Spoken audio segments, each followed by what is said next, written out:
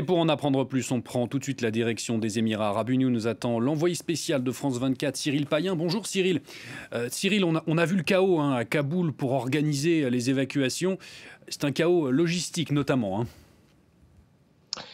Oui, Antoine, effectivement, et les sont de plus en plus difficiles maintenant, alors qu'on approche de la première semaine de l'arrivée au pouvoir des nouveaux talibans en triomphateur à Kaboul. On rapporte ce matin sur la fameuse porte nord de l'aéroport militaire de Kaboul où se pressent des milliers, peut-être 10 000 Afghans qui essayent de fuir le pays. Il y a un nouveau mouvement de foule qui aurait fait 8 morts. C'est à prendre à conditionnel, mais il s'est passé encore quelque chose de terrible ce matin entre le cordon de sécurité de plus en plus tendu qui a été mis en place depuis plusieurs jours par les forces talibanes en amont de l'enceinte de l'aéroport et puis également face aux soldats américains ou aux soldats britanniques qui, bon an, mal an, font leur mieux en tout cas pour sécuriser cette porte d'accès. Donc il y a eu certainement un nouveau drame ce matin dans une chaleur terrible et puis cette absolue impossibilité de savoir de quoi sera fait demain. Et on sent, c'est vrai, au-delà même du mot chaos, un débat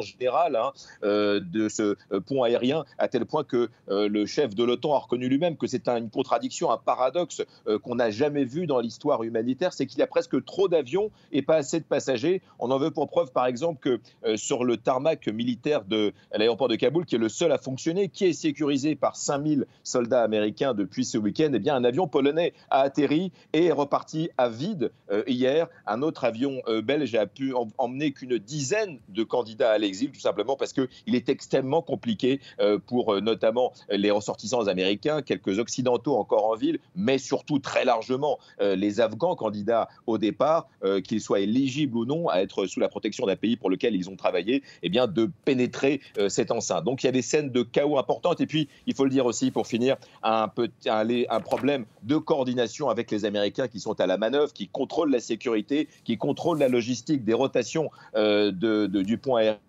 et puis la réalité sur le terrain et notamment la coordination avec les pays alliés. Il y a des discussions à très haut niveau actuellement à l'OTAN, mais également entre États pour tenter de mieux coordonner cette aide humanitaire. Mais évidemment, la date butoir du 31 août qui devait marquer le retrait final de toute force américaine paraît complètement irréaliste à l'heure où on parle.